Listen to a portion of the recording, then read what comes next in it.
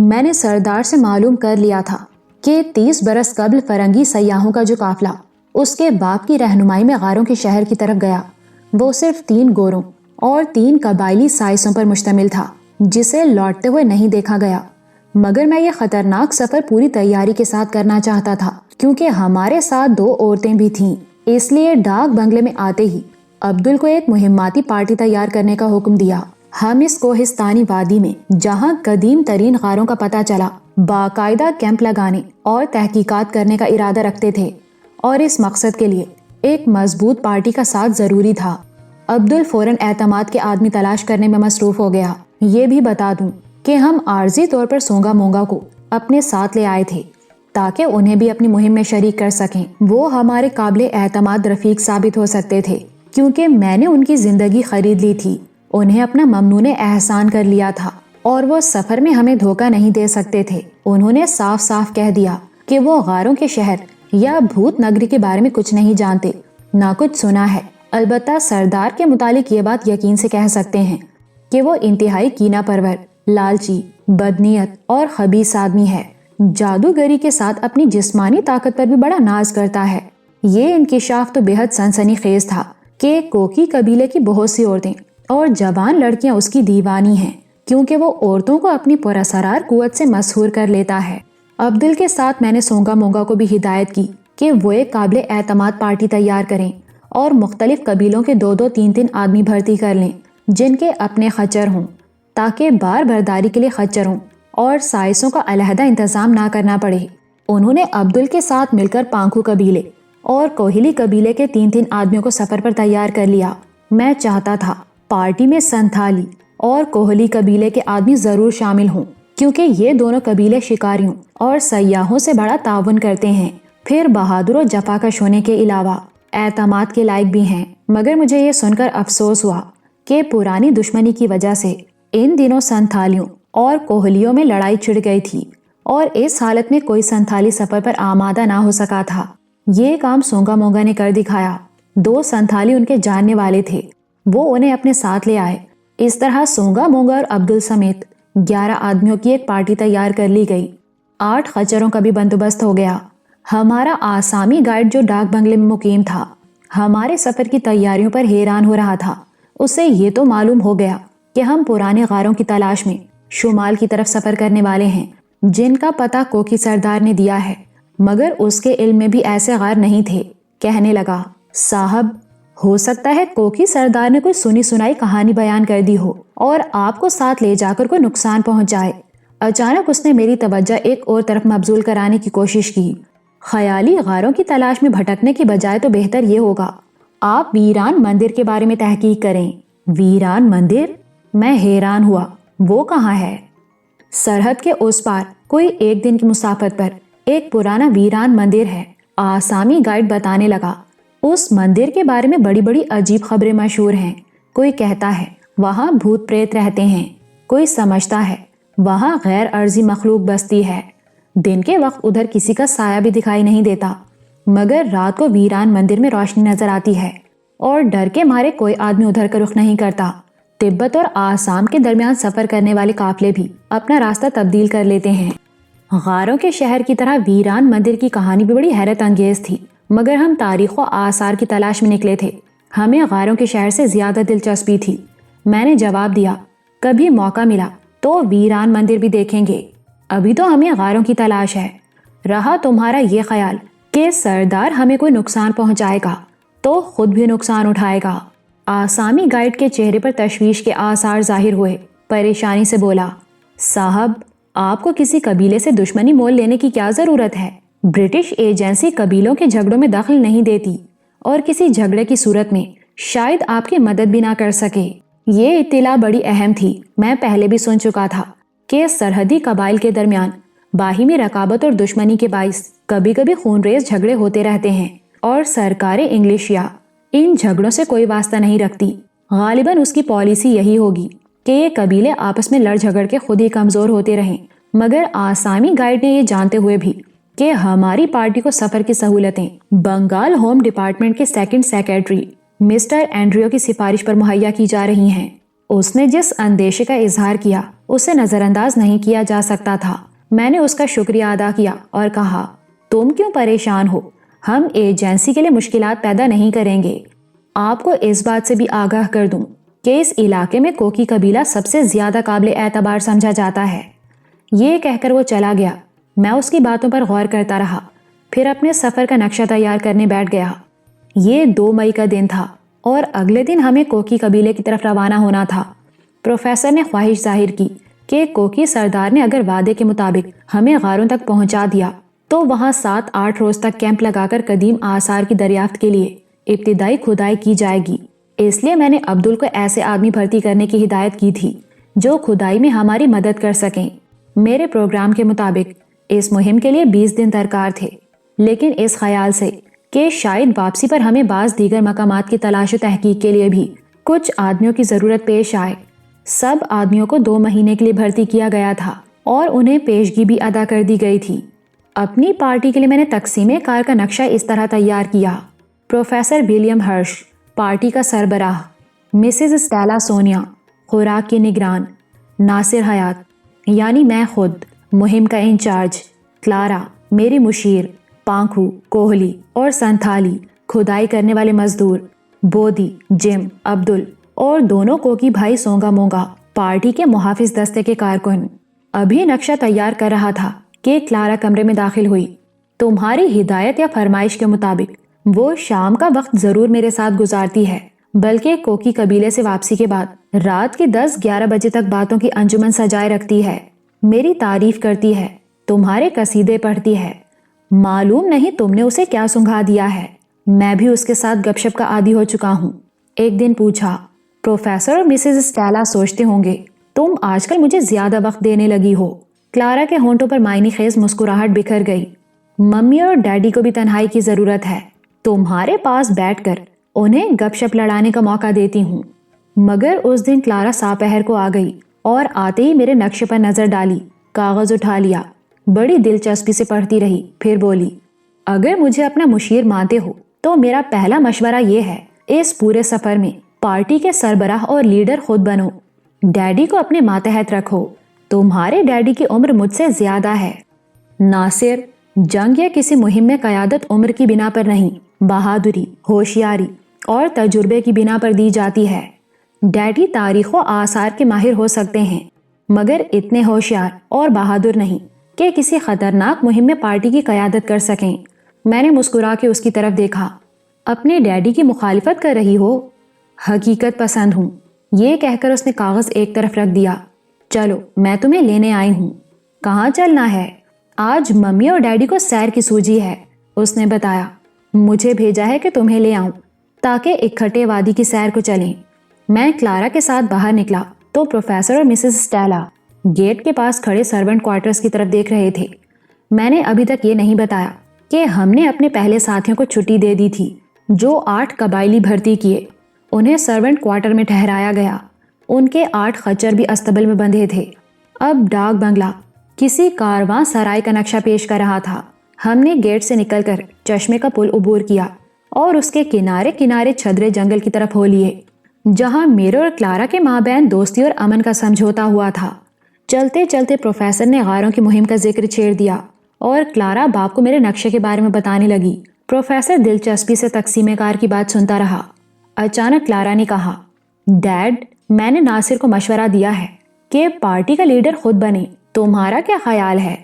مجھے تمہارے مشورے سے اتفاق ہے، پروفیسر نے جواب دیا۔ کسی مہم کے لیڈر کو روبدار اور بہادر ہونا چاہیے۔ میں تمہاری ممی پر روب نہیں ڈال سکتا، پارٹی پر کیا روب ڈالوں گا؟ اسٹیلا فوراً بولی، تمہارے پاس روب ہے ہی نہیں، ڈالو گے کیا؟ سن لیا تم نے؟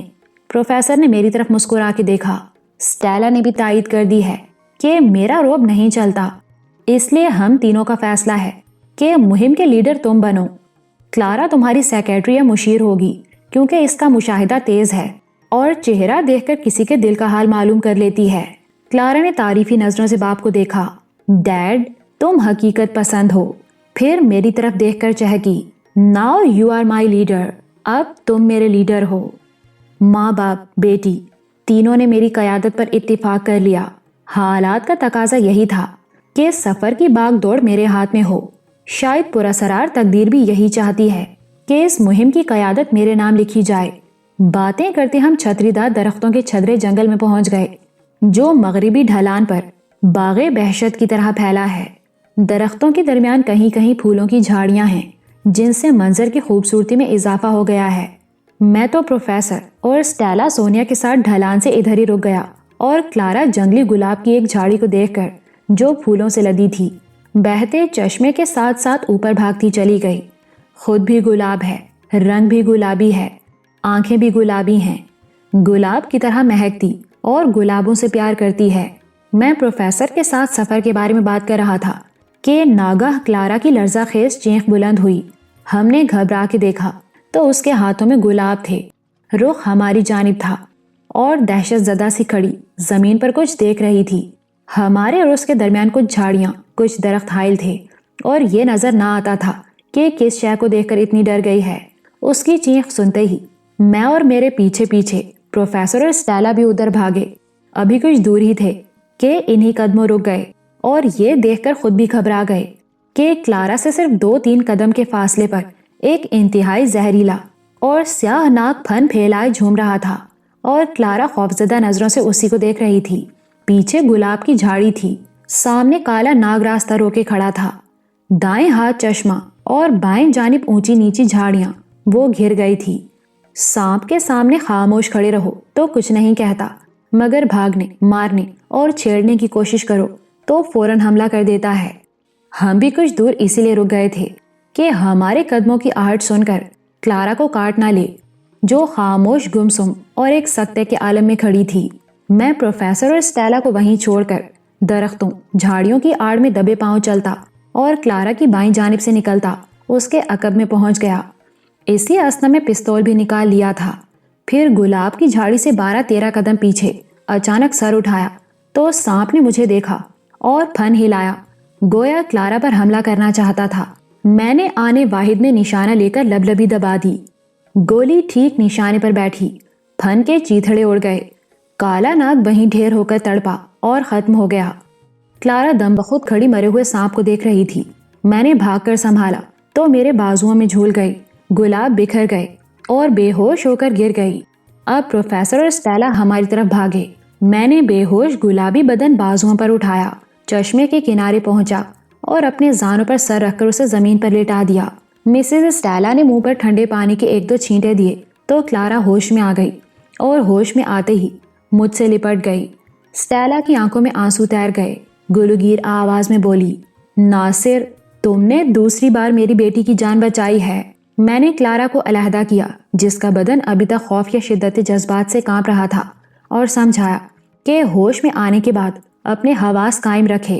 اس کی آنکھوں میں محبت کی پوری کائنات سے مٹائی، بھرپور نظروں سے مجھے دیکھا اور میرے پاس بیٹھ گئی۔ یہ جذبہ کسی سے اوجھل نہیں تھا، نہ باپ سے، نہ ماں سے۔ اب پروفیسر کو میرے نشانے کی تعریف سوجھی۔ میں نے کسی کو ایسا صحیح نشانہ لگاتے نہیں دیکھا، بہت خطرناک بھی تھا۔ اگر چوک جاتا تو سانپ کلارا کو نہ چھوڑتا۔ بہت سے نشانے چوک بھی جاتے ہیں پروفیسر، مگر یہ نشانہ چوکنے کے لیے نہیں لگایا تھا۔ میں جانتا تھا اگر نشانہ چوک گیا تو کلارا کی زندگی ختم ہو جائے گی۔ اس نشانے میں مہارت کے ساتھ میرے دل کی تڑپ بھی شامل تھی۔ یہ الفاظ غیر ارادی طور سے میری زبان پر آ گئے۔ کلارا نے بڑی بے چینی سے کروٹ لی، میرا داہنا ہاتھ پکڑ کر جس سے میں نے گولی چلائی تھی 2-3 بار چوما اور باپ سے مخاطب ہوئی، ڈیڈ، اس ہاتھ نے مجھے زندگی بخشی ہے۔ زندگی دینے والا خدا ہے، انسان نہیں، مگر وہ کسی کو اپنی بخشش کا ذریعہ بناتا ہے۔ اسی نے اس ہاتھ میں اتنی قوت بھر دی کہ نشانہ چوک نہ سکا۔ یہ ہاتھ دستے غیب ہے۔ دوسرا لمحہ بہت حیرت انگیز تھا کیونکہ کلارا کے بعد مسز اسٹیلا اور پروفیسر ہرش نے بھی باری باری میرا ہاتھ چوما۔ میں حیران سے انہیں دیکھتا ہی رہ گیا۔ دونوں بیٹی سے بے حد محبت کرتے اور اس کی خوشنودی کو ہمیشہ ملحوظ رکھتے تھے۔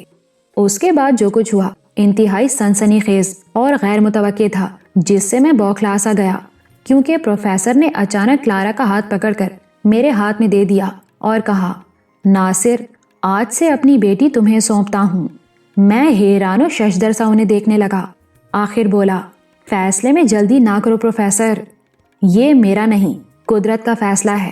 جو چاہتی ہے کہ کلارا کا ہاتھ تمہارے ہاتھ میں دے دیا جائے، اور قدرت کا یہ اشارہ مجھے اسی رات مل گیا تھا جس رات کوکی قبیلے میں تمہارے اور کلارا کے لیے ایک ہی بستر بچھایا گیا تھا۔ مگر میں شادی شدہ مرد ہوں، میری بیوی ہے، بچہ ہے، جواب مسز اسٹیلا نے دیا۔ ناصر، تم مسلمان ہو اور مسلمانوں میں 3 4 شادیاں جائز ہیں۔ ہمیں تمہاری پہلی بیوی پر اعتراض نہیں، تم کلارا کو اپنی چھوٹی بیوی بنا سکتے ہو، لیکن یورپ اور انگلستان اس کی اجازت نہیں دیتے۔ ہم اس وقت یورپ اور انگلستان میں نہیں، ہندوستان میں ہیں، اور ہندوستان کا مسلم لاء اس شادی کی اجازت دیتا ہے۔ پروفیسر نے مجھے کچھ اور بھی بتایا۔ کلارا اب تمہارے ساتھ اسی ملک میں رہنا چاہتی ہے اور مجھے اپنے خیالات سے آگاہ کر چکی ہے۔ بڑا عجیب و غریب معاملہ تھا جس نے میرا ذہن 2 حصوں میں تقسیم کر دیا۔ میں آدھا پنجاب میں تھا، آدھا آسام کے سرحدی علاقے میں۔ پروفیسر اور اس کی بیوی نے کوئی ایسی بات نہیں کی جو خلاف تہذیب، خلاف قانون یا خلاف اسلام ہوتی۔ ضرورت کے مطابق 4 عورتوں سے عقد بہرحال ایک مسلم عقیدہ ہے، اور میں یا تم اس سے انکار نہیں کر سکتے۔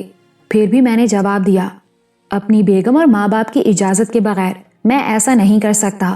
اس میں کون سا پرابلم ہے؟ واپسی میں لاہور جائیں گے تو ہم خود ان سے اجازت لے لیں گے۔ بہرحال اس کا فیصلہ لاہور چل کر ہوگا۔ کلارا میرا ہاتھ تھامے بڑی محویت سے میری باتیں سن رہی تھی، میری آنکھوں میں جھانک رہی تھی۔ یکلخت کھڑی ہو گئی اور میرا ہاتھ کھینچتی ہوئی بولی، اٹھو، فیصلہ یہی ہو گیا ہے، میں خود انجمن کو اطلاع دے دوں گی۔ کلارا کے ساتھ ہم سب اٹھے۔ میں ایک عجیب صورتحال سے 2 تھا، لہٰذا وضاحت ضروری سمجھی۔ یہ سب کچھ غیر رسمی ہے۔ پروفیسر نے جواب دیا، رسمی کاروائی بھی تمہاری مرضی کے مطابق لاہور جا کر ہو جائے گی۔ ہم آہستہ آہستہ واپس چلنے لگے۔ اچانک کلارا رک گئی۔ ارے، میرے پھول تو وہیں گر گئے تھے۔ گلابی کلارا کو اپنے گلاب یاد آ گئے۔ آؤ گلاب لے آئیں۔ پھر میرا ہاتھ تھامے اسی جھاڑی کی طرف چل پڑی جہاں ناگ مرا تھا۔ گلاب بکھرے تھے، مگر بہت سے پھولوں کی پتیاں بکھر گئیں اور بہت سے پھول مردہ سانپ کے اوپر گرے تھے۔ اب انہیں اٹھانا بیکار تھا۔ جھاڑی پر ابھی ادھ کھلے گلاب موجود تھے۔ کلارا ایک ایک کر کے توڑنے لگی۔ میں نے پوچھا، کیا کرو گی ان کا؟ تمہارے کمرے میں سجاؤں گی۔ فوراً خیال آیا، شاید اس فیصلے پر بات چیت کرے گی جو اس کے ممی ڈیڈی نے کیا ہے، مگر اس نے ایک لفظ بھی نہ کہا۔ گویا اس کے نزدیک فیصلہ قطعی تھا جس میں کسی تبدیلی، کسی ترمیم کی گنجائش نہ تھی۔ میں نے بھی اس موضوع پر گفتگو مناسب نہ سمجھی۔ جو کچھ کہنا تھا کہہ چکا تھا۔ اچانک میرے ذہن میں ایک عجیب سے خیال نے لہر لی۔ کلارا، تمہاری قوت مشاہدہ تیز ہے، صورت دیکھ کر نفسیات کا تجزیہ کرتی ہو۔ کیا سانپ کی تحلیل نفسی بھی کی تھی؟ سوال عجیب تھا، مگر اس نے دلچسپی لی۔ جھاڑی کی طرف بڑھا ہوا ہاتھ روک کر میری طرف پلٹی اور بتانے لگی۔ میں تو اسے دیکھتے ہی بدحواس ہو گئی اور چیخنے لگی، مگر وہ پھن ہلانے اور بار بار اپنی پتلی سی باریک جیب باہر نکالنے لگا، جیسے مجھے دھمکی دے رہا ہے کہ چیخو نہیں۔ میں ڈر گئی اور چیخنے کی بجائے دم بخود سے اسے دیکھنے لگی۔ خیال آیا، اگر چیخی تو حکم عدولی کی سزا دے گا۔ اس کی آنکھوں میں بے پناہ کشش تھی۔ اس نے مجھے ہپنوٹائز کر دیا۔ میں اسے دیکھتی رہی، وہ مجھے دیکھتا رہا۔ بار بار جیب نکالتا تھا، یوں لگا جیسے کچھ کہہ رہا ہے، کوئی مطالبہ کر رہا ہے، اور اگر میں نے مطالبہ پورا نہ کیا تو مجھے مار دے گا۔ تم نے یہ اندازہ کیسے لگایا کہ اس کا کوئی مطالبہ ہے؟ اگر مطالبہ نہ ہوتا تو مجھے روک کر کھڑا نہ رہتا اور کاٹ کر نکل جاتا۔ کلارا کی بات قرینِ قیاس تھی۔ آخر کالا ناگ اتنی دیر تک پھن پھیلائے اس کے سامنے جھومتا کیوں رہا؟ شاید کوئی مطالبہ ہی کر رہا تھا۔ اس نے کہا، میرا خیال ہے اس کی کالی جیب چاٹنے کو کچھ مانگ رہی تھی۔ اگر تم 1-2 منٹ اور گولی نہ چلاتے تو ضرور مجھے ختم کر دیتا۔ یہ باتیں میں نے تفریحاً نہیں پوچھی تھیں۔ کلارا کے جواب سے ثابت ہو گیا کہ واقعی غیر معمولی قوت مشاہدہ رکھتی ہے۔ اس نے عالم خوف میں بھی آدم و حوا کے دشمن کی زبان سمجھنے اور اس کی نیت کا اندازہ لگانے کی کوشش کی تھی۔ میں نے اس کا ہاتھ پکڑ لیا اور مردہ سانپ پر نظر ڈال کر، جس کی ضیافت اڑانے کے لیے چونٹیاں اکٹھی ہو رہی تھیں، پروفیسر اور اسٹیلا کی طرف ہو لیا جو ہمارے انتظار میں کھڑے تھے۔ چشمے کے کنارے کنارے ہم ڈاک بنگلے کی طرف چلتے رہے۔ ڈاک بنگلے پہنچے تو شمال مشرقی سرحدی ایجنسی کے پولیٹیکل ایجنٹ کا افسر مہمان نوازی مسٹر مارکھم ہمارا منتظر تھا۔ جو اپنے آسامی اردلی کے ساتھ تھوڑی دیر قبل آیا تھا۔ وہ یہ معلوم کرنا چاہتا تھا ہمیں کوئی تکلیف تو نہیں، مگر ڈاک بنگلے میں قبائلی مزدوروں اور خچروں کو دیکھ کر حیران رہ گیا۔ ہمارے آسامی گائیڈ نے اسے بتا دیا تھا کہ ہم کوکی قبیلے کے سردار کی رہنمائی میں پرانے غار دیکھنے جا رہے ہیں اور یہ پارٹی اسی مہم کے لیے تیار کی گئی ہے۔ ہم سب نے ایجنسی کے تعاون اور سفری سہولتوں کا شکریہ ادا کیا۔ یہ حقیقت ہے کہ اگر ہمیں کشتی کے سفر اور ڈاک بنگلے میں رہائش کی سہولتیں نہ ملتی تو نہ جانے اس علاقے میں کتنی پریشانیوں کا سامنا کرنا پڑتا۔ باتوں باتوں میں پتہ چلا کہ مارکھم 19-20 برس سے آسامی میں ملازمت کر رہا ہے اور سرحدی علاقے میں اس کی تقرری کو بھی کئی سال گزر چکے ہیں۔ میں نے سوال کیا، مسٹر مارکھم، کیا 30 برس پہلے کوئی انگریز یا یورپین ماہر آثار 2 ساتھیوں کے ساتھ اس علاقے میں آیا تھا؟ میرے سوال پر اس نے اپنے حافظے کی کتاب کے پرانے ورق الٹے اور کچھ یاد کر کے بتانے لگا، میں کسی زمانے میں محکمہ جنگلات سے بھی وابستہ رہا ہوں۔ شروع میں یہی محکمہ غیر ملکی سیاحوں کی سیر و سیاحت کا انتظام کرتا تھا، کیونکہ سیاح عموماً آسام کے پہاڑی جنگلوں میں سیر یا شکار کرنے آتے تھے۔ ادھر لومڑیاں بکثرت ملتی تھیں جن کی فر بہت اعلیٰ درجے کی ہوتی ہے۔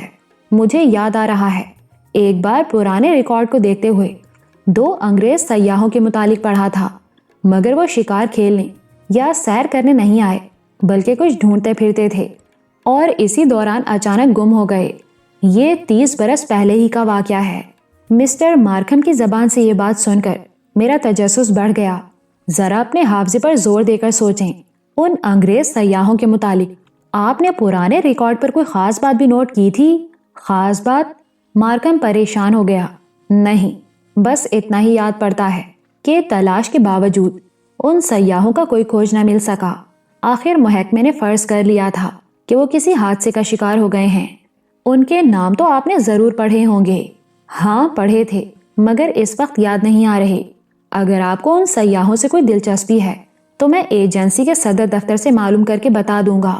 مگر یہ کہتے کہتے اچانک اسے ایک نام یاد آ گیا اور اچھل کر بولا، ان انگریز سیاحوں میں ایک سر ہینری تھے اور غالباً تلاش کا سارا ہنگامہ انہی کی وجہ سے اٹھا۔ وہ انگلستان کی ایک معروف شخصیت تھے اور اچانک گمشدگی پر پولیٹیکل ایجنٹ نے انہیں ڈھونڈنے کے خاص احکام جاری کیے تھے۔ لیجئے مسٹر ناصر، مجھے کچھ اور بھی یاد آیا۔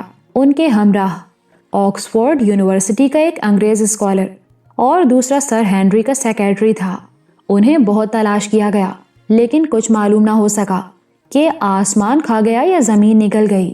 پھر اس نے حیران ہو کر پوچھا، مگر آپ نے 30 برس قبل گم ہو جانے والے انگریز سیاحوں کے بارے میں کیوں پوچھا ہے؟ ضرور کوئی اہم بات ہوگی۔ اس سوال پر میں نے کوکی سردار سے سنی ہوئی کہانی دہرائی کہ کس طرح 3 افرنگی اس کے باپ کی رہنمائی میں غاروں کا شہر دیکھنے روانہ ہوئے اور دونوں کوکی باپ اور بیٹا انہیں وہاں چھوڑ کر لوٹ آئے، پھر ان کے قافلے کو لوٹتے ہوئے نہیں دیکھا گیا۔ یہ عجیب و غریب کہانی سن کر مارکھم دنگ رہ گیا۔ میں نے بتایا، کوکی سردار کا کہنا ہے کہ غاروں کا شہر بھوت نگری میں تبدیل ہو چکا ہے اور بھوتوں نے تینوں افرنگیوں اور ان کے 3 قبائلی سائسوں کو وہیں پٹخ پٹخ کر ہلاک کر دیا ہوگا۔ مارکھم نے چشم حیرت سے مجھے دیکھا۔ اور آپ مسٹر ولیم ہرش کے ساتھ وہی بھوت نگری یا غاروں کا شہر دیکھنے جا رہے ہیں اور آپ کے قافلے کی رہنمائی بھی کوکی سردار کرے گا؟ ہاں، یہ درست ہے۔ کل ہم کوکی قبیلے کی طرف جائیں گے اور 4 مئی کو وہاں سے غاروں کے شہر کی طرف سفر کریں گے۔ اس کا رنگ اڑ گیا۔ میں آپ کو اس سفر کا مشورہ نہیں دوں گا۔ پھر اس نے پروفیسر کی طرف دیکھا جو مارکھم کے ساتھ ہی میرے کمرے میں گیا تھا اور کہنے لگا، مسٹر ہرش، بیوی اور بیٹی کی ہمراہی میں یہ سفر مشکل بھی ہوگا اور خطرناک بھی۔ سٹیلا اور کلارا دونوں اپنے کمرے میں تھیں۔ پروفیسر نے میری طرف انگلی اٹھا دی۔ ہماری پارٹی کا لیڈر ناصر نواب ہے، یہی تمہیں جواب دے گا۔ میں نے مسٹر مارکھم کی تسلی ضروری سمجھی اور بتایا، تاریخ و آثار کے ماہروں کو خطرناک سفر کرنا پڑتے ہیں۔ گوہرے مقصود گھر بیٹھے ہاتھ نہیں آتا، مگر جہاں تک بھوتوں، چڑیلوں یا بدروحوں کا تعلق ہے، میں انہیں نہیں مانتا اور یقیناً سر ہینری بھی نہیں مانتے ہوں گے، ورنہ غاروں کے شہر کا رخ بھی نہ کرتے۔ دوسری بات یہ ہے کہ ہم نے ایک مضبوط پارٹی تیار کی ہے جو 17 افراد پر مشتمل ہوگی اور ہر قسم کے حالات کا مقابلہ کر سکتی ہے۔ تیسری اور اہم بات آپ کو یہ بتانا چاہتا ہوں کہ ہمارے پاس آتشی اسلحہ اور ایمیونیشن موجود ہے اور ہم اس کا استعمال بھی جانتے ہیں، اس لیے آپ کو پریشان ہونے کی ضرورت نہیں۔ اگر سر ہنری بھی غاروں کے شہر میں گئے تھے جیسا کوکی سردار بیان کرتا ہے تو وہ کیوں واپس نہ آ سکے؟ میں نہیں کہہ سکتا۔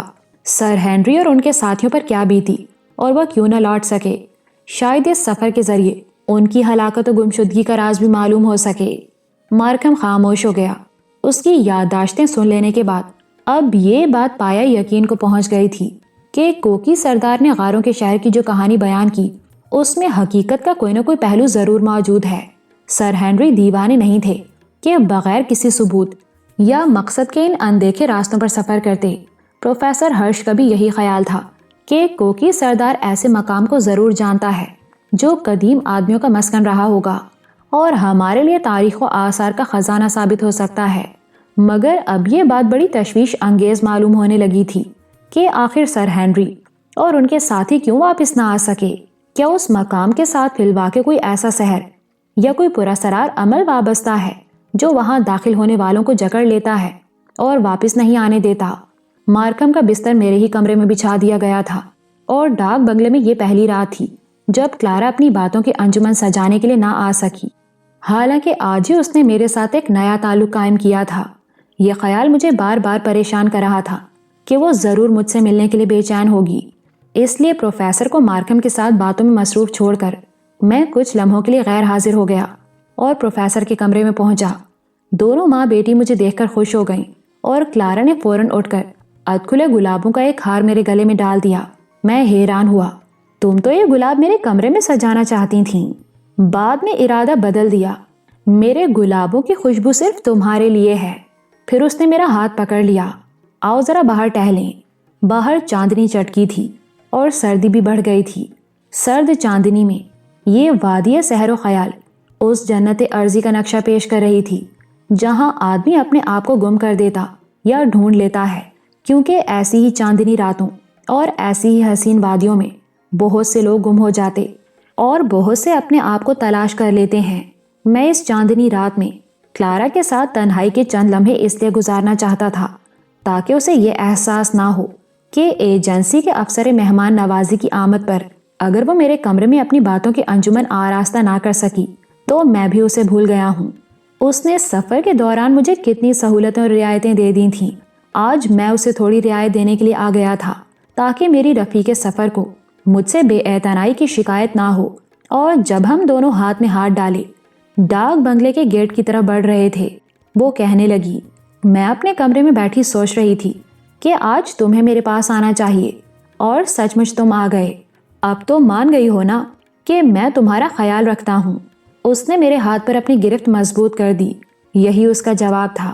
ہم گیٹ سے باہر آ گئے لیکن زیادہ دور نہیں گئے، بس گیٹ کے آس پاس ہی ٹہلتے رہے۔ میں نے اسے بتایا، مارکھم چاہتا ہے کہ ہم غاروں کے شہر کی طرف سفر نہ کریں۔ کیوں؟ وہ حیران ہوئی۔ اس کا خیال ہے تمہاری اور ممی کی ہمراہی میں یہ سفر خطرناک ہوگا۔ خطروں سے کھیلنا ہی زندگی کا نام ہے، مگر بعض مرد عورتوں سے زیادہ کمزور دل ہوتے ہیں۔ میں نے یہ بھی بتا دیا کہ 30 برس قبل جو افرنگی کوکی سردار کی رہنمائی میں گئے اور لوٹ کر نہ آ سکے، وہ انگلستان کے مشہور ماہر آثار سر ہنری اور ان کے ساتھی تھے۔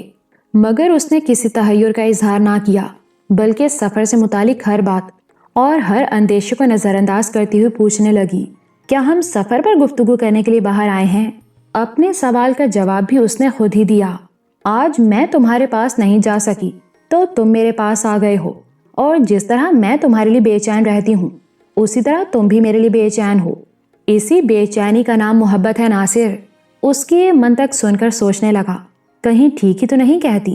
میں اس کے لیے تھوڑی سی بے چینی ضرور محسوس کرنے لگا ہوں، اور قدرت ہر شخص کے ظرف اور استطاعت کے مطابق اس کے حصے میں کچھ راحتیں، کچھ بے چینیاں، کچھ کہے، کچھ آنسو، کچھ خوشیاں، کچھ الجھنیں ضرور رکھ دیتی ہے۔ یہی سوچ رہا تھا کہ وہ بولی، ناصر، میں اس لمحے کا انتظار کروں گی جب تم اقرار کر لوگے کہ مجھ سے ویسی ہی محبت کرتے ہو جیسی تمہیں انجمن سے ہے۔ اس نے یہ بات کچھ ایسے یقین کے ساتھ کہی کہ مجھے تمہاری فکر لاحق ہو گئی اور خیال آیا کہیں کلارا کی رفاقت مجھے تم سے دور تو نہیں لے جا رہی، مگر میں تم سے دور ہو ہی نہیں سکتا، وہ مجھے تم سے دور لے جا ہی نہیں سکتی، کیونکہ کلارا تو اپنی باتوں کی انجمن بھی تمہارے ہی نام سے سجاتی اور مجھے تم سے قریب تر کر دیتی ہے۔ خود کہتی ہے کہ وہ میرے اور تمہارے درمیان ایک رابطہ، ایک واسطہ، ایک ناطہ ہے جسے تم نے خود قائم کیا ہے۔ اور اسی چاندنی رات میں جب میں اپنے آپ کو ڈھونڈنے لگا تھا، کلارا نے ایک حیرت انگیز یقین کا اظہار کیا۔ ناصر، ہو سکتا ہے جب ہم غاروں کے شہر سے لوٹ کر آئیں، اسی ڈاک بنگلے میں انجمن کا خط تمہارا منتظر ہو اور اس نے تمہیں اجازت دے دی ہو کہ میرے ساتھ شادی کر لو۔ اگرچہ اس دنیا میں کچھ بھی ناممکن نہیں، کیونکہ بعض اوقات آنکھ کھلتی ہے تو ایک ہی رات میں کئی سال بیت چکے ہوتے ہیں، پلک جھپکتی ہے تو ہزاروں منظر تبدیل ہو جاتے ہیں۔ پھر بھی میں یہ سوچنے لگا تم مجھے دو حصوں میں تقسیم نہیں کرو گی، کیونکہ ہم ایک دوسرے سے اس طرح پیوست ہیں کہ ہمارے درمیان کوئی لکیر کھینچنا ممکن نہیں۔ اور اسی یقین کے پیش نظر میں نے کلارا کو جواب دیا، اگر واپسی پر مجھے انجمن کا خط مل گیا اور اس میں وہی کچھ ہوا جو کہہ رہی ہو، تو میں تمہارے ساتھ شادی کی رسم ادا کرنے میں دیر نہیں لگاؤں گا۔ ہماری رسمی شادی کبھی نہیں ہوگی۔ میں نے محسوس کیا وہ بہت دور سے بول رہی ہے، اتنی دور سے جہاں خیال کی رسائی بھی مشکل ہو۔ آج جو کچھ غیر رسمی طور پر ہوا، شاید یہی ہماری تقدیر ہے۔ یہ کہتے کہتے وہ خود بھی کانپنے لگی اور اس کے بدن پر ایک عجیب سی لرزش گزرنے لگی جس نے مجھے پریشان کر دیا۔ کیا بات ہے کلارا، تم کانپ کیوں رہی ہو؟ کچھ نہیں، وہ پھر سنبھل گئی۔ بعض خیال یوں ہی آتے اور گزر جاتے ہیں، مگر میں تمہیں پریشان نہیں کروں گی۔ تم نے یہی وعدہ کیا ہے نا کہ انجمن کا خط مل گیا، اس نے تمہیں اجازت دے دی تو تم مجھے قبول کر لو گے۔ ہاں، میں جانتا ہوں انجمن کہ تم ایسا خط کبھی نہیں لکھو گی، کلارا بڑے اطمینان سے بولی۔ وہ خط تمہیں مل جائے گا۔ اس کا لہجہ اس قدر حتمی اور فیصلہ کن تھا کہ مجھ میں بولنے کی سکت بھی نہ رہی، اور اسی جواب کے ساتھ وہ گیٹ کی طرف مڑی۔ میں ایک حیرت سے دو چار تھا، وہ بھی کسی عجیب سے خیال میں ڈوبی ہوئی تھی۔ ہم برآمدے میں پہنچے تو کہنے لگی، صبح بیڈ ٹی اپنے کمرے میں پیو گے یا میرے کمرے میں آ جاؤ گے؟ سوچا شاید مارکھن کی موجودگی میں صبح ہی صبح میرے ساتھ چائے پینا پسند نہ کرے۔ میں نے اس کی پسند کا خیال رکھا، تمہارے کمرے میں آ جاؤں گا۔ میں اسے چھوڑ کر اپنے کمرے میں پہنچا تو پروفیسر بھی مارکھم سے بات چیت ختم کر چکا تھا۔ مجھے دیکھتے ہی اٹھا اور بولا، میں نے مارکھم کو قائل کر لیا ہے کہ غاروں کے شہر کی طرف ہمارا سفر ضروری ہے۔ پھر گڈ نائٹ کہتا ہوا کمرے سے نکل گیا۔ دوسری صبح بیڈ ٹی کلارا کے کمرے میں پی۔ اس میں پروفیسر اور مسز اسٹیلا کو بھی شامل کر لیا جو بیدار ہو گئے تھے۔ پروفیسر نے خیال ظاہر کیا، صبح کی چائے کسل مندی دور کرنے کا بڑا اچھا نسخہ ہے۔ اسی دن مارکھم ناشتے سے فارغ ہوتے ہی اپنے آسامی اردلی کے ساتھ لوٹ گیا۔ غالباً ایجنسی کے انگریز پولیٹیکل ایجنٹ کو ہمارے بارے میں رپورٹ دینا چاہتا تھا۔ ہم بھی کوکی قبیلے کی طرف سفر کی تیاریاں کرنے لگے۔ انہی تیاریوں کے دوران میں اپنے خط کا آخری حصہ مکمل کر رہا ہوں تاکہ تمہیں مفصل حالات سے آگاہ کر سکوں۔ غاروں کے شہر کا سفر کافی سنسنی خیز صورت اختیار کر چکا ہے، اور اب ہمیں تاریخ و آثار کی دریافت کے ساتھ ساتھ یہ بھی معلوم کرنا ہے کہ 30 برس پہلے سر ہنری اور ان کے ساتھیوں کو کیا حادثہ پیش آیا اور وہ کیوں واپس نہ آ سکے تھے۔ کوکی قبیلے کی طرف روانگی سے قبل میں یہ خط ڈاک بنگلے کے لیٹر باکس میں ڈال دوں گا۔ 24 یا 25 مئی کو اسی ڈاک بنگلے میں ہماری واپسی ہوگی، اور جیسے کلارا نے مجھے کہا ہے، مجھے امید ہے کہ واپسی پر تمہارا خط میرا منتظر ہوگا۔ انجمن، میں تمہیں کلارا کے بارے میں ہر بات تفصیل کے ساتھ لکھتا رہا ہوں، مگر یہ نہیں جانتا کہ تم نے اسے اپنے خط میں کیا کچھ لکھ دیا ہے۔ روانگی سے قبل میں نے بعض باتیں تفریحاً کی تھیں، ان میں سنجیدگی کا رنگ کیوں بھر رہی ہو؟ کلارا بے شک ایک اچھی لڑکی ہے، حسن میں، گفتگو میں، چال ڈھال میں، خلوص اور پیار میں ایسی لڑکیاں بہت کم ملتی ہیں۔ میں اسے پسند کرتا ہوں، اس کے ساتھ دوستی کا پیمان بھی کر چکا ہوں، مگر اس بات پر حیران ہوں کہ کلارا جو چاہتی ہے اس کے بارے میں کیا فیصلہ کروں۔ مجھے شبہ ہو رہا ہے کہ وہ سب کچھ تمہارے ایما پر کر رہی ہے۔ کیا کلارا کو سچ مچ میری زندگی میں داخل کر دینا چاہتی ہو؟ اس نے اتنے یقین سے تمہاری اجازت حاصل کرنے کی بات کی ہے کہ میرا اپنا اعتماد متزلزل ہوا جا رہا ہے۔ میں نے 2.5-3 ماہ میں لوٹ آنے کا جو وعدہ کیا تھا وہ مجھے یاد ہے۔ خدا نے چاہا تو وعدے کے مطابق لاہور پہنچ جاؤں گا اور کلارا کو بھی اپنے ساتھ لے کر آؤں گا۔ ہماری مہم کی کامیابی کی دعا کرو۔ اب غاروں کے شہر سے واپسی کے بعد ہی تمہیں اس سفر کی روداد ارسال کر سکوں گا۔ اس الف لیلوی قسم کے انتہائی خوبصورت ڈاک بنگلے سے ہماری روانگی میں صرف 1 گھنٹہ باقی ہے۔ بودی ابھی مجھے روانگی کے انتظامات کی اطلاع دینے آیا اور تم سب لوگوں کو سلام کہتا ہے۔ میں بھی اب رخصت چاہتا ہوں۔ امجد کا خیال رکھنا، میری طرف سے پیار کرنا، تمہارا ناصر حیات۔ ابو نے خط 3 مئی 1914 کو ڈاک بنگلے سے پوسٹ کیا تھا جب وہ اپنی پارٹی کے ہمراہ کوکی قبیلے کی طرف روانہ ہو رہے تھے، مگر جیسا میں پہلے بیان کر آیا ہوں اس کے ساتھ کلارا آنٹی کا بھی ایک خط موصول ہوا تھا۔ اب آنٹی کے خط کا ترجمہ درج ذیل کرتا ہوں۔ پیاری انجمن، اپنے گزشتہ خط میں کچھ تفصیلات بیان کر چکی ہوں اور میں نے تمہیں آگاہ کر دیا تھا کہ شاید اپنے تجربے میں ہار جاؤ گی۔ چند روز کے اندر کچھ اور سنسنی خیز حالات پیش آئے ہیں جن کی اطلاع دے رہی ہوں۔ ناصر اب مجھ سے پہلے کی طرح بدکتا اور بھاگتا نہیں۔ دوستی کا پیمان کر لینے کے بعد اس میں بڑی تبدیلی آ گئی ہے۔ مجھ پر پہلے سے زیادہ اعتماد کرتا اور گفتگو میں خوبصورت فکریں استعمال کرتا ہے جن میں بے تکلفی کے ساتھ ساتھ اس کی دلچسپی کا اظہار بھی ہوتا ہے، مگر ابھی اس میں ایک عاشق کی سی وارفتگی پیدا نہیں ہو سکی جس کا مجھے انتظار ہے۔ انجمن، وہ تمہاری محبت میں اتنی گہرائی تک جا چکا ہے کہ جب تک میں خود بھی اسی گہرائی میں نہ اتر جاؤں شاید اس کا پیار حاصل نہ کر سکوں، مگر معلوم ہوتا ہے قدرت میرا ساتھ دے رہی ہے، کیونکہ وہ قدم قدم پر ناصر کو میرے قریب سے قریب تر کرتی چلی جاتی ہے، اور شاید ایک دن وہ مجھے بھی اسی طرح پیار کرنے لگے جیسے تمہیں کرتا ہے۔ ہم نے یہاں بعض قبیلوں کے بھوت مندر دیکھے ہیں اور ان کے عقیدوں اور رہن سہن کے طریقوں سے محسوس کرنے لگی ہوں کہ میں ہزاروں سال پیچھے لوٹ رہی ہوں۔ یورپ میں بھی بعض خانہ بدوش قبائل قدیم طرز زندگی کو ابھی تک نہیں چھوڑ سکے، عجیب و غریب توہمات کا بھی شکار ہیں۔ بہت سے لوگ انجیل کی بیان کردہ روایتوں کے مطابق بدروحوں اور بھوتوں پر بھی یقین رکھتے ہیں، مگر بھوتوں، چڑیلوں اور ارواح خبیثہ کے متعلق عقائد کی جو شدت آسام کے سرحدی قبیلوں میں نظر آئی اس سے معلوم ہوتا ہے کہ یہ لوگ زمانہ حال سے بہت پیچھے کہیں دھات پتھر کے زمانے میں زندگی گزار رہے ہیں۔ ان کے عقیدے اور رسم و رواج حیرت انگیز ہیں، اور کوکی قبیلے کے ایک پرانے رواج کے مطابق جس میں بیاہتا لوگ جوڑا جوڑا ہو کر ایک ہی کمرے میں سوتے ہیں، مجھے ناصر سے قریب تر ہونے کا موقع مل گیا۔ اگرچہ یہ قرب و وصال روایتی نہیں تھا کیونکہ ہم بحالت مجبوری اکٹھے ہوئے تھے، پھر بھی ان لمحات کو کبھی فراموش نہیں کر سکتی جو ناصر کے ساتھ ایک ہی بستر میں میسر آئے۔ وہ میرے قرب سے انتہائی پریشان تھا، مگر جب میں نے یقین دلایا کہ تمہیں انجمن سے نہیں چھینوں گی اور ہمارے مابین ایک حد قائم رہے گی جو رہنی چاہیے، تب کہیں جا کر اس کی وحشت دور ہوئی اور پہلو کے بل لیٹ کر مجھ سے ہولے ہولے باتیں کرنے لگا۔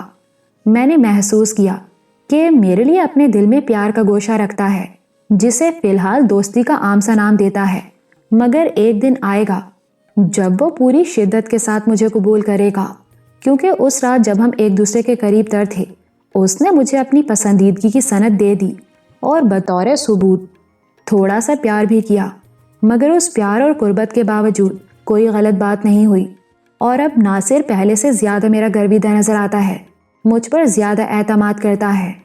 اس رات بس ہم سرگوشیوں میں باتیں کرتے رہے، مگر میں محسوس کر رہی تھی کہ پوری کائنات ہماری سرگوشیوں کو سن رہی ہے اور قدرت ہمارے وصال کی راہ ہموار کرنے میں مصروف ہو گئی ہے۔ انجمن، کوکی قبیلے میں پیش آنے والے یہ حسین واقعہ قدرت کا اشارہ ہے، اور میں اس اشارے سے ڈر بھی گئی ہوں کہ کہیں تمہارا خواب سچ مچ پورا نہ ہو جائے۔ اس واقعے کے بعد ممی اور ڈیڈی بھی ہمارے بارے میں بڑے سنجیدہ ہو گئے، اور ڈاک بنگلے میں واپس آتے ہی ڈیڈی نے مجھ سے ناصر کے بارے میں پوچھا۔ میں نے صاف صاف بتا دیا کہ اس سے پیار کرتی ہوں، شادی بھی اسی سے کروں گی، اور اب مجھے انگلستان سے دلچسپی نہیں رہی۔ یہ جواب سننے کے بعد انہوں نے کل ساپہر وادی میں سیر کا پروگرام بنایا اور ناصر کو بھی ساتھ لے لیا۔ دراصل وہ اس کا اندیا معلوم کرنا چاہتے تھے۔ میں نے ڈیڈی کو بتا دیا تھا کہ ناصر کے دل و دماغ پر انجمن چھائی ہوئی ہے، مگر میں اسے راضی کر لوں گی اور وہ مجھے مسترد نہیں کر سکے گا۔ ابھی ڈیڈی نے رشتے ناتے کی بات نہیں چھیڑی تھی کہ اس سے پہلے ایک لرزہ خیز واقعہ رونما ہوا۔ اس واقعے نے، جو شاید قدرت ہی کی طرف سے پیش آیا تھا، تکلفات و حجابات کے تمام پردے اٹھا دیے، اور ڈیڈی نے میرا ہاتھ پکڑ کر اس کے ہاتھ میں دے دیا، اور ممی نے کہا کہ وہ مجھے اپنی چھوٹی دلہن قبول کر لے۔ مجھ سے غیر معمولی دوستی اور لگاؤ کے باوجود وہ پس و پیش کرتا رہا، کیونکہ تمہاری اجازت کے بغیر کچھ نہیں کرنا چاہتا۔ مگر رات جب ہم چاندنی میں ڈاک بنگلے کے پھاٹک پر کھڑے تھے، میں نے اسے یقین دلایا، انجمن کا اجازت نامہ تمہیں مل جائے گا، جس پر وہ مبہوت سا کھڑا مجھے دیکھتا رہا۔ انجمن، حالات بالکل اسی طرح پیش آ رہے ہیں جس طرح تم نے لکھے تھے، اور میں خوفزدہ ہوں کہ شاید تمہارے اندیشے درست ثابت ہوں اور تمہارے خواب کی تعبیر ہمارے پاؤں کی زنجیر بن جائے۔ خدا کے لیے دعا کرو کہ تمہارا خواب شرمندہ تعبیر نہ ہو، اور میں ناصر کو لے کر جلد از جلد تمہارے پاس پہنچ جاؤں، اور تم مجھے اپنے ہاتھ سے اس کی دلہن بناؤ۔ میں بھی آسمان کی طرف ہاتھ اٹھا کر دعا کر رہی ہوں کہ اے خداوند، میری انجمن کا خواب پورا نہ ہو، اور اگر اس کی تعبیر کے سامان ہو رہے ہیں تو انہیں منتشر کر دے۔ مجھے امجد ناصر بہت یاد آتا ہے، حالانکہ میں نے اس کی تصویر تک نہیں دیکھی۔ ایک بار پھر اسے میری طرف سے گود میں لے کر پیار کرنا اور کہنا، میں واپسی پر اس کے لیے بہت سی چیزیں لے کر آؤں گی۔ تمہاری اپنی کلارا ہرش۔ ان دونوں خطوط سے یہ بات واضح ہوتی ہے کہ کلارا آنٹی اور ابو کے حالات بڑی دلچسپی کے ساتھ آگے بڑھ رہے تھے، اور آنٹی انہیں بے پناہ پیار کرنے لگی تھی، لیکن امی کے کسی خواب سے خوفزدہ بھی تھی جس کا ذکر انہوں نے کسی سے نہیں کیا تھا۔ صرف کلارا آنٹی کو اپنا کوئی عجیب و غریب خواب لکھ کر بھیج دیا، مگر تاکید کی تھی کہ ابو کو بھی نہ بتائے۔ شاید اسی خواب کی بنا پر آنٹی سے کچھ فرمائشیں کی تھیں، اسے کوئی اجازت دی تھی۔ ابو نے لکھا تھا کہ وہ غاروں کے شہر سے واپسی کے بعد جب 24 یا 25 مئی کو ڈاک بنگلے میں واپس آئیں گے تب ہمیں خط تحریر کریں گے، اور اس دوران خط نہ لکھ سکنے کی مجبوری غالباً اس لیے تھی کہ جس طرف وہ سفر کرنے والے تھے ادھر ڈاک کی آمد و رفت کا کوئی سلسلہ نہ تھا۔ وہ 24-25 مئی کو خط لکھتے تو ہمیں 5 یا 6 جون تک مل جاتا، کیونکہ آسام کے دور دراز سرحدی علاقے سے ڈاک کی ترسیل میں عموماً دیر ہو جاتی، اور مشرق کی جانب آسام کے آخری ریلوے اسٹیشن سنجوا گھاٹ تک سرحدی علاقے کی ڈاک کشتیوں کے ذریعے پہنچتی تھی۔ ہم بڑی بے چینی سے ابو اور کلارا آنٹی کے خطوط کا انتظار کرنے لگے، مگر جب جون کا نصف بھی گزر گیا اور کوئی خط نہ آیا تو بے حد فکر مند ہو گئے۔ ہر روز خط کا انتظار رہتا اور ہر شام مایوس ہونا پڑتا، حتیٰ کہ 20 جون کی تاریخ بھی گزر گئی۔ نانا نے رامپور سے چٹھی لکھی کہ خطرناک سفر کے دوران ڈاک کا سلسلہ اچانک منقطع ہو جانا خالی از علت نہیں ہو سکتا۔ امی اور اماں بھی بے حد پریشان، اور ہر نماز میں ابو کی خیر و عافیت اور واپسی کے لیے دعائیں مانگتی تھیں۔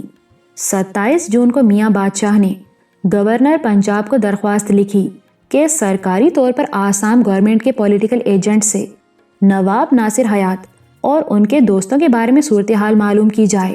29 جون کو امی نے مسز اسٹیلا سونیا کے رشتہ دار مسٹر اینڈریو کو، جو بنگال کے ہوم ڈپارٹمنٹ میں سیکنڈ سیکرٹری تھے، کلکتہ خط لکھا، جس میں مسز اسٹیلا، ان کے شوہر پروفیسر ولیم ہرش اور بیٹی کلارا کے بارے میں معلومات دریافت کی گئیں، لیکن چند روز کے بعد جواب آیا کہ مسٹر اینڈریو ہنگامی حالات کے تحت 15 جون کو انگلستان چلے گئے ہیں۔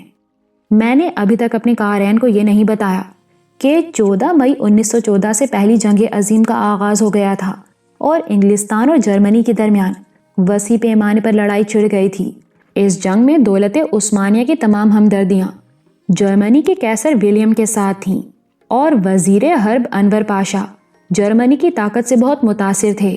سرکار انگلشیا کو خطرہ تھا کہ کہیں ترک ہندوستانی مسلمانوں کو انگریز کے خلاف بغاوت پر آمادہ نہ کر دیں، اس لیے اسلامی امور کے ماہر انگریز افسروں کو لندن میں طلب کر لیا گیا تھا تاکہ انہیں نئی خدمات سونپی جائیں۔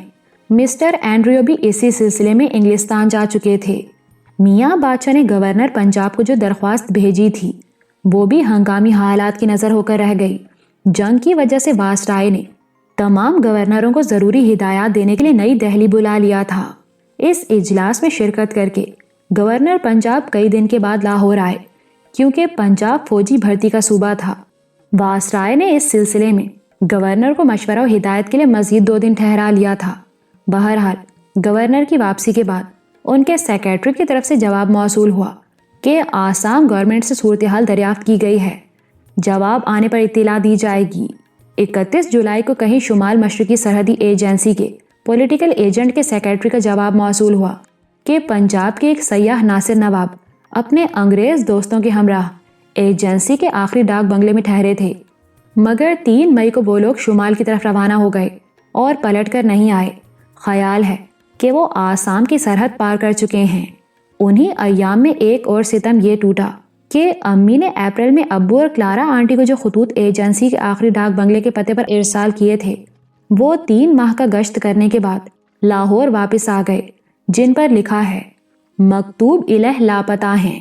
جو ہی امی کے خطوط واپس آئے اور انہوں نے مکتوب الہ لاپتہ ہیں کے الفاظ پڑھے، وہیں غش کھا کے گر گئیں اور اماں بھی اپنے سر پر 2 ہتھڑ مار کے چلائیں، ہائے لوگوں میں لٹ گئی۔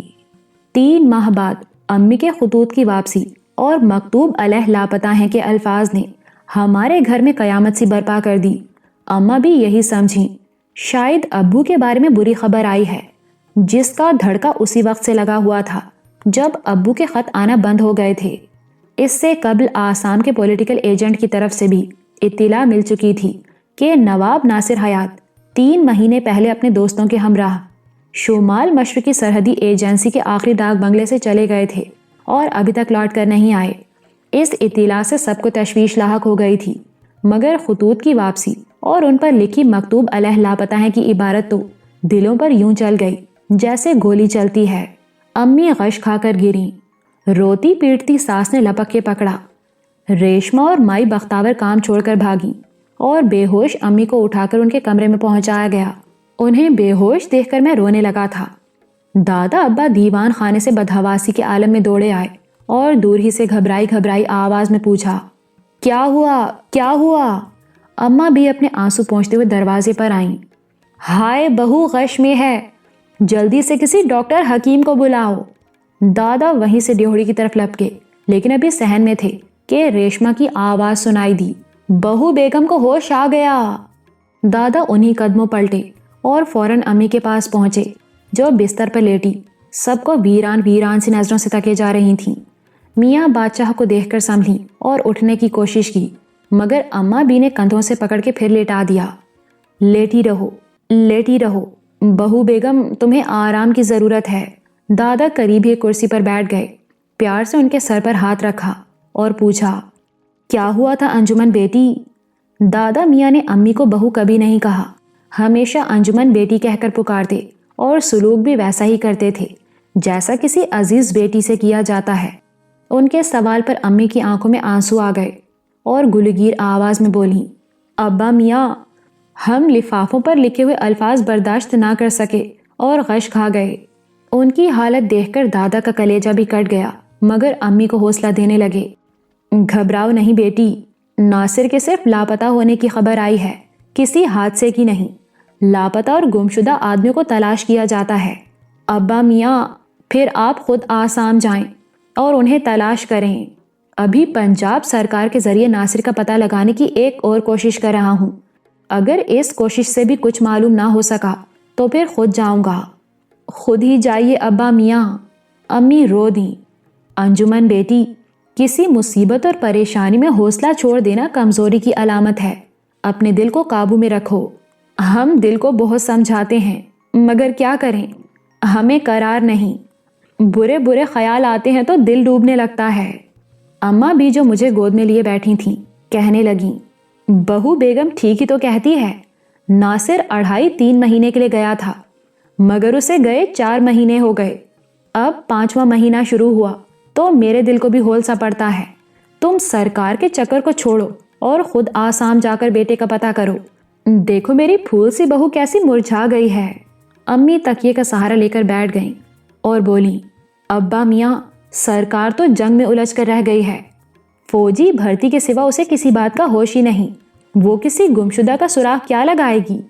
آپ جائیں گے تو کچھ نہ کچھ معلوم ہوگا، شاید انہوں نے ایجنسی کے آخری ڈاک بنگلے میں کوئی چٹھی لکھی ہو، کوئی اطلاع بھیجی ہو، اور وہ اطلاع پولیٹیکل ایجنٹ تک نہ پہنچ سکی ہو۔ دادا سوچ میں پڑ گئے۔ ایسا ممکن ہے، ہم سوچتے ہیں شاید ایسا ہو اور آپ کے جانے سے کوئی بات کھلے۔ ویسے بھی سفر وسیلہ ظفر ہوتا ہے۔ کل چیف سیکرٹری نے بھی مجھے ملاقات کا وقت دیا ہے، اس سے مل کر پرسوں ہاوڑا ایکسپریس پر سوار ہو جاؤں گا۔ پھر دادا اماں بھی سے مخاطب ہوئے، میرے اٹیچی میں کچھ کپڑے رکھ دینا۔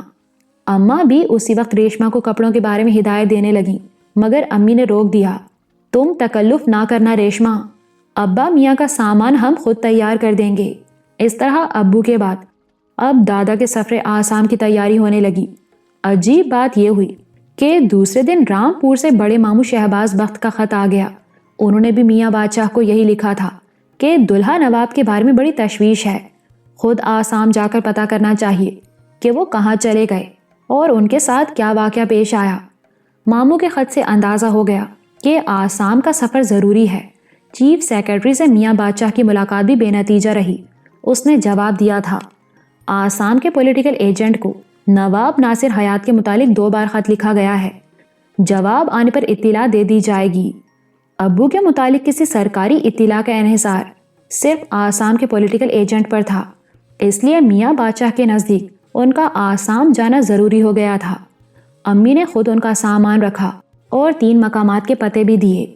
ان 3 پتوں میں سے ایک پتہ شمال مشرقی سرحدی ایجنسی کے آخری ڈاک بنگلے کا تھا، دوسرا ابو کے آسامی گائیڈ عبدل کا جو نظام گھاٹ کا باشندہ تھا، اور تیسرا پتہ کوکی قبیلے کا تھا جو ڈاک بنگلے سے شمال کی طرف پہاڑوں میں آباد تھا۔ میاں بادشاہ نے 3 پتے اپنی نوٹ بک میں درج کر لیے اور اللہ کا نام لے کر گھر سے نکلے۔ پیرو اسٹیشن تک ان کے ساتھ گیا۔ ادھر امی اور دادی دونوں سجدے میں گر کر دعا کرنے لگیں کہ ان کا سفر کامیاب ہو اور وہ خوشی کی خبر لے کر لوٹیں۔ دادا میاں 10 اگست 1914 کو آسام کے دارالحکومت گوہاٹی پہنچے اور شمال مشرقی سرحدی ایجنسی کے عملے کے متعلق معلومات حاصل کرنے لگے۔ یہ سن کر انہیں دکھ ہوا کہ صرف 20 دن پہلے پولیٹیکل ایجنٹ کا تبادلہ ہو گیا ہے اور ان کی جگہ ایک نیا انگریز پولیٹیکل ایجنٹ مقرر ہوا ہے۔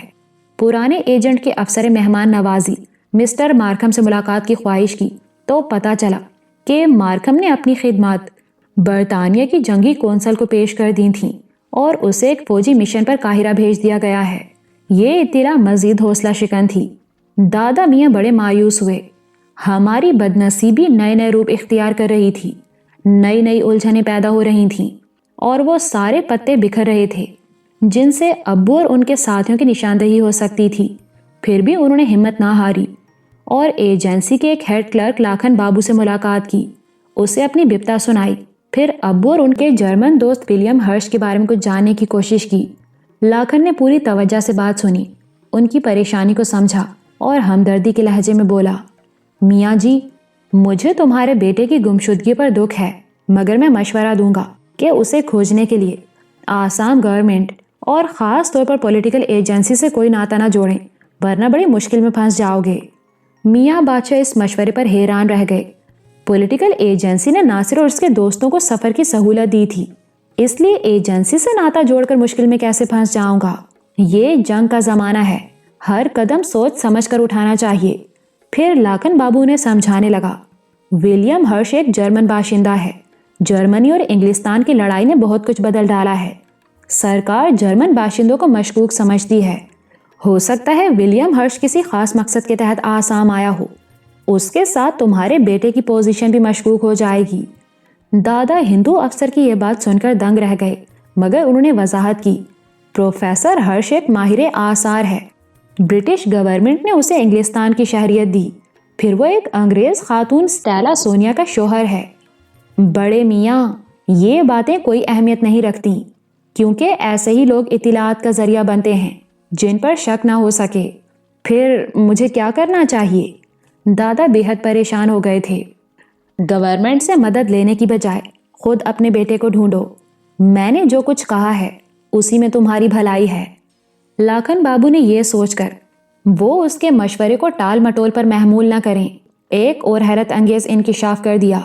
پچھلے دنوں نواب ناصر حیات کے بارے میں پنجاب گورنمنٹ کی دوسری چٹھی آئی تو نیا پولیٹیکل ایجنٹ ناصر نواب کے جرمن دوست ولیم ہرش کا نام پڑھ کر چونک اٹھا اور اس نے اسی وقت کلکتہ کے برٹش آفس میں ایک نوٹ بھیجوایا تھا کہ ایک اہم جرمن باشندہ ولیم ہرش اپریل میں آسام آیا اور لاپتہ ہو چکا ہے۔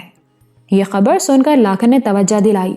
اب خود سمجھ لو جرمن باشندے گورنمنٹ کی نظروں میں کتنے مشکوک ہیں، اور تمہارا بیٹا ایک جرمن کے ساتھ لاپتہ ہوا ہے، گورنمنٹ اس پر بھی شک کر سکتی ہے۔ دادا میاں سکتے میں آ گئے۔ میں پہلے بتا چکا ہوں کہ جنگ عظیم میں دولت عثمانیہ انگریز کے خلاف جرمنی کی حلیف تھی، اور ترکوں کے ساتھ ہندوستانی مسلمان بھی انگریز کو اپنا دشمن سمجھتے تھے۔ ان حالات میں ابو کی ایک جرمن پروفیسر کے ساتھ دوستی سرکار انگلشیا کی ناراضی کا سبب ہو سکتی تھی۔ لاکھن بابو کہنے لگا، جنگ کے زمانے میں ایک چھوٹی سی بھول بھیانک نتیجہ پیدا کر سکتی ہے، اس لیے سوچ سمجھ کر چلنا چاہیے۔ لاکھن کا مشورہ غلط نہیں تھا، حالات ہی کچھ ایسی صورت اختیار کر گئے تھے کہ ہر بات غیر یقینی ہو گئی تھی، اور وقت احتیاط کا تقاضا کر رہا تھا۔ میاں بادشاہ بے حد پریشان تھے۔ آسام میں کوئی دوست آشنا بھی نہیں تھا۔ لاکھن ہی سے درخواست کی، میں یہاں اجنبی ہوں بیٹے، اگر تھوڑی سی رہنمائی کرو تو دعائیں دوں گا۔ دادا کو شیخوا گھاٹ تک ریل پر سفر کرنا تھا۔ لاکھن بابو نے اپنے ایک دوست جیوا کے نام چٹھی لکھ دی کہ بیٹے کی تلاش میں ان کی مدد کی جائے۔ دادا نے لاکھن بابو کا شکریہ ادا کیا اور گوہاٹی سے مشرقی آسام کے آخری ریلوے اسٹیشن شیخوا گھاٹ کو روانہ ہو گئے۔ وہاں جیوا سے ملاقات کی، لاکھن بابو کی چٹھی دکھائی، ابو کے سفر کی کہانی دہرائی۔ جیوا کو پتا چلا کہ پارٹی کی رہنمائی کے لیے عبد الگائیڈ کی خدمات حاصل کی گئی تھیں، جو نظام گھاٹ کا باشندہ ہے، تو بولا، نظام گھاٹ چلتے ہیں۔ سیخوا گھاٹ کے شمال مشرق میں نظام گھاٹ ایک پہاڑی ندی کے کنارے واقع ہے۔ راستہ بڑا دشوار گزار ہے، مگر جیوا نے میاں بادشاہ کے ساتھ نظام گھاٹ کا سفر کیا۔ وہاں سے پتا چلا کہ عبدل نے 4 مہینے پہلے کسی پارٹی کی نوکری کر لی تھی اور اس کے ساتھ اتر کی طرف چلا گیا تھا۔ ابھی تک لوٹ کر نہیں آیا، مگر گھر والے پریشان نہیں تھے کیونکہ دوسرے تیسرے مہینے گھر آیا کرتا تھا۔ نظام گھاٹ کے کچھ لوگوں نے بتایا کہ عبدل قابل اعتماد گائیڈ ہے اور لوگ اس پر بھروسہ کرتے ہیں۔ جیوا نے میاں بادشاہ کو تسلی دی، عبدل بھی نہیں آیا، ہو سکتا ہے پارٹی کہیں رک گئی یا کسی مشکل میں پھنس گئی ہو، مگر عبدل ساتھ ہے تو گھبرانے کی کوئی بات نہیں۔ دونوں سیخوا گھاٹ لوٹ آئے کیونکہ دادا کو یہیں سے شمال کی طرف کشتی کا طویل سفر کرنا اور سرحدی ایجنسی کے آخری ڈاک بنگلے میں پہنچنا تھا۔ یہ تو پتا چل گیا تھا کہ عبدل بھی نہیں لوٹا اور پارٹی کے ساتھ ہے، مگر دادا کچھ اور پریشان ہو گئے تھے کیونکہ پوری پارٹی کا لاپتہ ہو جانا بے حد تشویشناک تھا۔ جیوا نے کہا، اب کھوج وہاں سے لگانا چاہیے جہاں سے پارٹی نے سفر شروع کیا تھا۔ پارٹی ایجنسی کے ڈاک بنگلے سے کوکی قبیلے کی طرف روانہ ہوئی تھی۔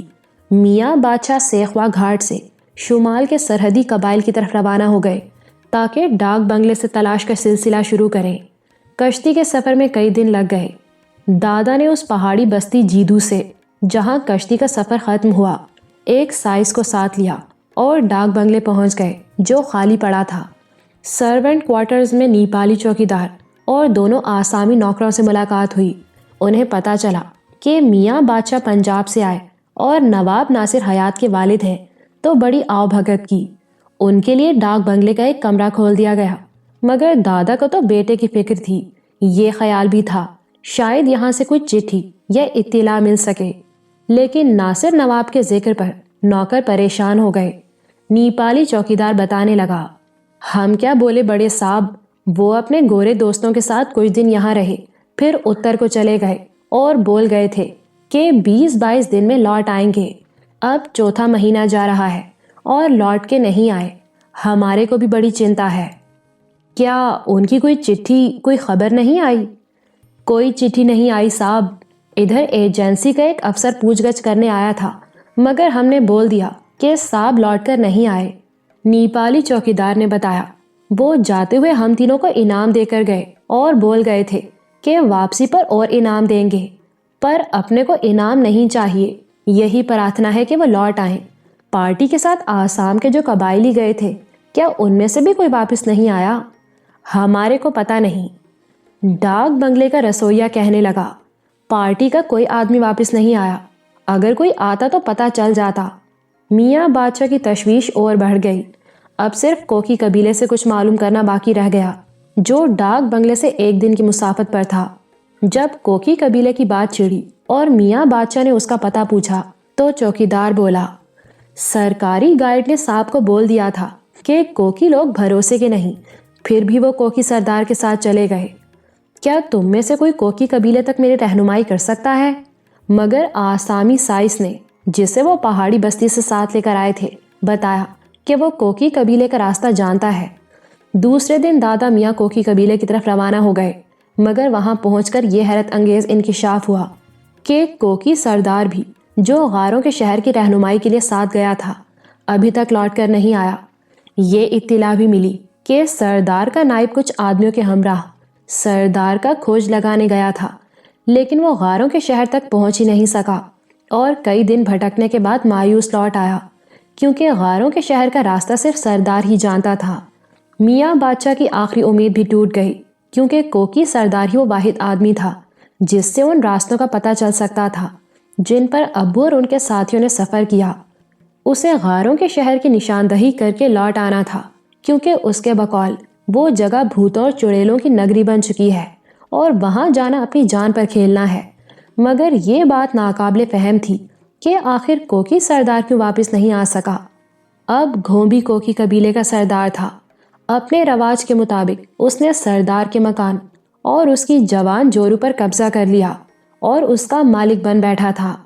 گھومبی کا خیال تھا سردار بھی پارٹی کے ساتھ بھوت نگری میں چلا گیا ہوگا اور سب لوگ مر کھپ گئے ہوں گے۔ میاں بادشاہ کا دل ڈوبنے لگا۔ ابو کی تلاش کے سارے راستے بند ہوتے نظر آئے۔ وہ جس منزل کی طرف گئے اس کی خبر نہ تھی، جن راستوں پر سفر کیا ان کا نشان نہ تھا، اور جس رہبر نے نامعلوم غاروں کی طرف رہنمائی کی تھی وہ خود کہیں گم ہو گیا یا گھومبی کے بقول مر کھپ گیا تھا۔ اب کوئی ذریعہ ایسا نہ تھا جو ان کے گمشدہ یوسف کی خبر دے سکتا۔ جس طرح سمندر پیاسے کو پانی نہیں دیتا، اسی طرح گریٹ ہمالیہ نے ابو کی تلاش کے سارے راستے مسدود کر دیے تھے۔ دادا میاں حیران تھے، اب جائیں تو کہاں؟ دل پر پہاڑوں کا بوجھ لے کر کوکی قبیلے سے لوٹے۔ سائس انہیں اسی پہاڑی بستی میں لے آیا جہاں کشتی کا سفر ختم ہوا تھا اور اپنے ہی جھونپڑے میں ٹھہرایا۔ سیدھا سادہ قبائلی ان کی بوڑھی آنکھوں میں آنسو دیکھ کر تڑپ گیا اور بولا، دل چھوٹا نہ کرو بڑے صاحب، انہیں کھوجنے کے لیے کوئی پارٹی اتر کی طرف بھیجو۔ اتر کے راستے بڑے کٹھن ہیں، ہو سکتا ہے چھوٹے صاحب ان راستوں پر کھو گئے ہوں۔ آخری کوشش کے طور پر انہوں نے سائس کی رائے مان لی۔ وہی دوسرے دن ایک قبائلی شکاری کو ان کے پاس لے آیا۔ معاملے کی بات چیت ہوئی اور شکاری اپنے علاوہ 4 اور شکاریوں کو لے کر ابو کی تلاش میں اتر کی طرف چلا گیا، تاکہ سرحد کے آر پار گھوم کر ان لوگوں کا کھوج لگا سکے جو کوکی سردار کی رہنمائی میں غاروں کے شہر کی طرف گئے تھے۔